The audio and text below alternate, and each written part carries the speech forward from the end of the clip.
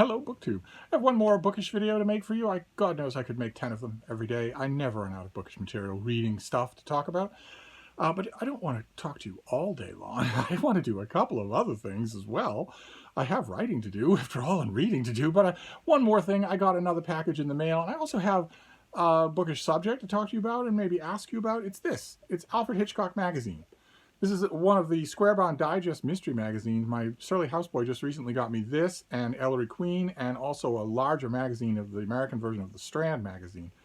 Just so I could sort of, in honor of March Mystery Madness, so I could sort of read the landscape of what current short story mystery fiction is like.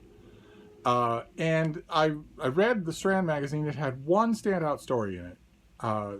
And the standout story that was in it was not the Sherlock Holmes pastiche. I'm gathering that these things think it's sort of a duty on their part to have a Sherlock Holmes pastiche story in every issue. I don't know if that's true. I think I'm probably going to subscribe to the two Squarebound Digest ones, Alfred Hitchcock and Ellery Queen. I think I'll just subscribe to them. It's not that much money. And magazines really can use the subscription money after the body blow that their finances took from the pandemic. So I think I'll probably do that, and then I'll know better what the woof and weave of every issue is. But for this issue, the best story in the issue was also the cover story. I've noticed that's often the case in science fiction digest magazines, where it's like the editors have these things a long time ago, and they've been mulling over them and talking about them, emailing about them, and they've decided which one is the best one. It might not be the longest one or the one that's first in the issue, but it's the one they tend to get a cover illustration for. I could be wrong about that. It could be just that I'm so pleased with the visual that I'm willing to do that, that I'm willing to grant it that status. But I don't think so. The story here, the Beast of Easdale Tarn, is, as you might be able to guess from the cover, a Sherlock Holmes pastiche story. Only not really, because this is Dr. Watson. Holmes is busy in London with a case about a counterfeit diamond, so he sends Watson up to the Lake District. Specifically to the haunts of William Wordsworth. We meet Wordsworth's grandson and his whole household in this storyline because local farmers have complained that a giant cat is marauding their sheep. Not a wild cat, much bigger than that. Something that seems like the size of a panther. And this, of course, attracted me anyway because those reports, those xenobiology, cryptobiology reports, persist to this day, all throughout England, but mainly up in the Lake District, where of a breeding population of some kind of large cat, a cat that is as big as a panther, able, in many eyewitness accounts, no matter how reliable you might be of them, they have a common thread, able to knock a grown man down. Holmes laughs it off, and at first so does Watson, but then he thinks, Holmes sort of commissions him, I'm too busy, but you know my methods. Why don't you go up there? You need a break from London in the summer. Why don't you go up there and investigate, see what you can find out? Track the animal, pick up scat and analyze it, talk to the locals, that sort of thing. So Watson does. And that's what raises my bookish questions for you, because this is a Sherlock Holmes pastiche story. No matter what, that Watson is alone in it, that Holmes is only the framing device. We've seen that before, right? It's still a Sherlock Holmes pastiche novel if the mystery is solved by Mrs. Hudson or by Mycroft Holmes or by Watson. But I wonder, what do you expect from pastiche fiction? Do you want your pastiche fiction to be scrupulously observant of the patterns of the original? Do you want to feel like you're reading a Conan Doyle story when you read a Sherlock Holmes pastiche novel or story?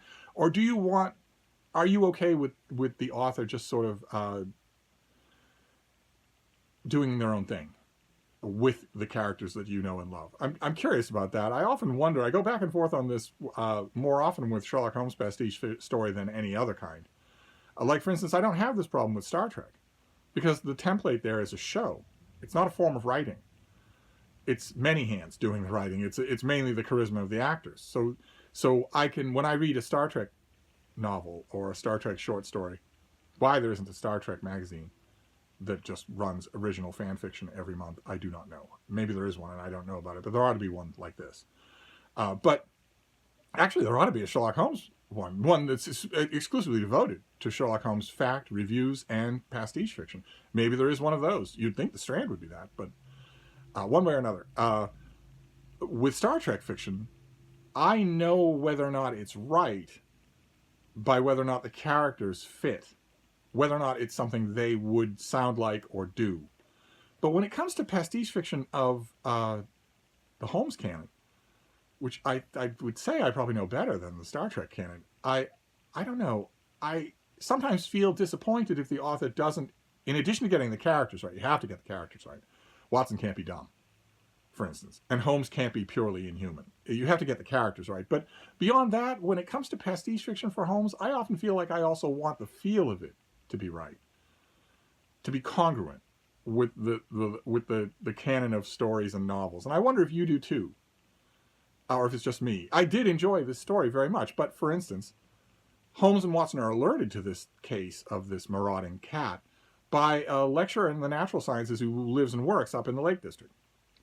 He gives his name and his title as a lecturer, and he sends a card to 221B Baker Street asking them to come and investigate. And Watson takes, a series of trains up north to go and investigate. And we next find him ensconced in the village at an inn talking to the locals. We don't get the scene where he meets the lecturer and talks with the lecturer. And we don't get what Conan Doyle would certainly have given us. This story is by James Tipton. I don't really know that name. I know the name Tipton from Tipton, Iowa, but I don't know the author. And Conan Doyle would certainly have given us that meeting. He would certainly have described that lecturer. Conan Doyle loves to describe people. And it doesn't happen here. And when Watson, another detail from this story, these aren't spoilers at all, but another detail from the story is that at one point early in the story, when Watson is looking around up on the tarn, he slips and falls.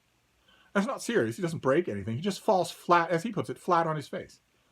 So he bruises his hands, he bruises his shoulders, and he bruises both sides of his face. And he goes through the story that way. He goes through the story with everyone him smarting from his bruises and everyone commenting on them, asking if he's been in a fight, asking why he looks the way he does. And for the life of me, I cannot figure out why that happens in this story. Why the author would physically humiliate Watson, I do not know. That does not happen in the canon of short stories. Holmes and Watson can both be defeated in combat, but not humiliated. Not just where they look foolish throughout the story, for no reason whatsoever. Not even a reason that serves the plot, just no reason whatsoever. I don't know if maybe that happenstance serves the plot in some way that I'm not seeing, but I read carefully and I didn't notice it. And also, throughout the story, Watson is meeting locals and hearing about the wild cat, yes, but he also gets drawn immediately into a story about the poet Wordsworth and a letter that was found among the poet's possessions that hints at an illegitimate child and a love affair. And that letter goes missing. And Watson is immediately drawn into that. The butler, the maid, the governess, the chimney sweep. Everybody has an idea about that letter and who took it and where it is and whatnot. Watson acknowledges in the story that the two aren't connected. Now, you know they're going to be because you've read fiction before and nothing's ever unconnected in the made-up stories. But one way or another, often in the course of talking with those people about that plot device and about the cat, Watson is, I am sure that the author would say abrupt. I would say rude. And Watson is never rude to people who don't warrant it, to people who are just long-winded or slightly clueless. In the canon, he seems, in other words, to be a little bit out of character in a couple of ways. And I don't know. That made me wonder when I read the story. I did enjoy it. I think it was a wise choice to put it on the cover. I think it was the best thing in this issue. But it made me wonder what you expect from your pastiche fiction. And maybe what do I expect? What do you want your pastiche fiction to do? And what is impermissible for it to do? Whether it's a Conan story or a Cthulhu story or a John Carter of Mars story or anything like that. What do you want it to do and what don't you want it to do? I just thought, since it's on my mind, I thought I would ask, since I'm making 15 videos today. But then we also have a package. We also have one more package. We've done one book packages many times. There's no reason why this video has to be 30 minutes long. We'll just see what we have here. Oh, no. It's 2 books. Okay, so slightly more acceptable. Let's see what we have here. Okay. All right, we have 2 books. both from Soho Press. They are great. Soho Press is great. I think we saw one of those already today. We saw a Pervian mystery story. Oh, see, I knew that was going to fall, so I have to... Once again, the ergonomics, I swear. What are we going to do with this? How are we going to put this? You'd think in a room full of shelves, I would have a place to put things.